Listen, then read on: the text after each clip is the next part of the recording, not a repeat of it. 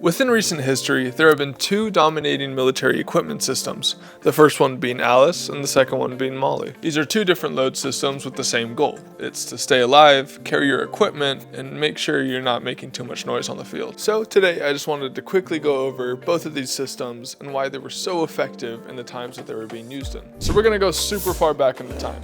Before any of these soldiers had these customizable pouches, it was basically and just simply a leather belt. One of the first actual upgrades came with the Sam Brown's belt, and it was invented by, you can guess, Sam Brown. This was actually created by one armed British officer in the 1800s. He had actually lost his left arm to a sword cut in the Sepoy Rebellion, and he had actually created this belt specifically so that he could carry his sword with him into battle with his one arm. And it worked so well that it actually spread to the British Army and eventually to the US during World War I. But then after that came the British 1908 pattern webbing, and this was one of the first real examples of a tactical loadout. Instead of leather like the Sam Brown's belt, they chose cotton, which proved to be a lot more lighter and a lot more cheaper and was a lot less likely to rot in the rain. And this early design became the blueprint for almost every other loadout that came after it. Then in 1910, the US got involved, and they had created their own M1910 gear. This was basically swapping the leather for a more canvas look, and they added hooks and snaps so that it could become one of the earlier versions of what modular gear would be. It worked great for the time, until soldiers started asking for something that was a little lighter and smarter, which brings us to Vietnam. In 1973, during the Vietnam War, the US had dropped what is now known as the Alice System. Alice basically stands for All-Purpose, Lightweight, Individual Carrying Equipment. And with the new upgrades, it was made out of nylon, which made it a lot more lighter, it dried quicker, and it didn't rot. What's special about Alice gear is that it uses these special little clips called Alice clips or slide keepers if you want to sound fancy.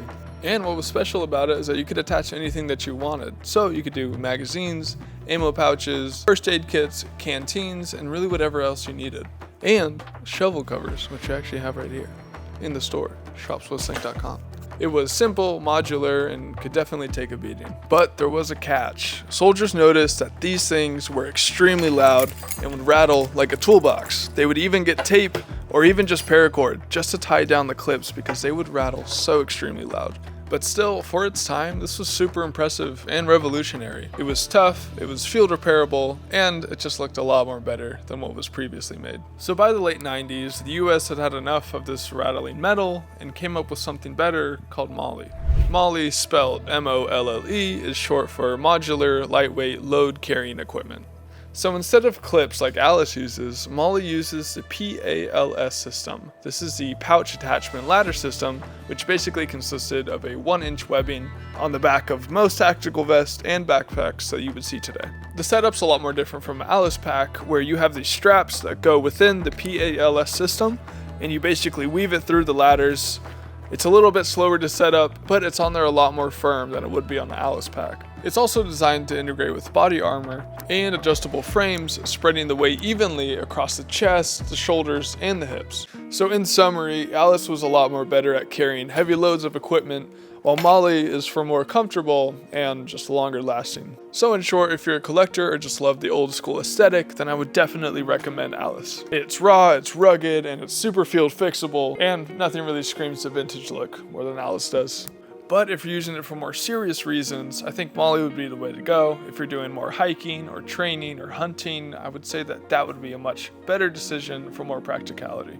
It's super modular, it's silent, and of course it's comfortable, and most of the time it's compatible with most pouches. Alright, so we just ran down the entirety of the history of modular designs, and as you can see, the military design just does not stop. And as we see over time, they get a lot more complicated and a lot more efficient, but the good part is that you can actually get both of these at swisslink.com, where we actually have tons of pouches for both of these systems still available.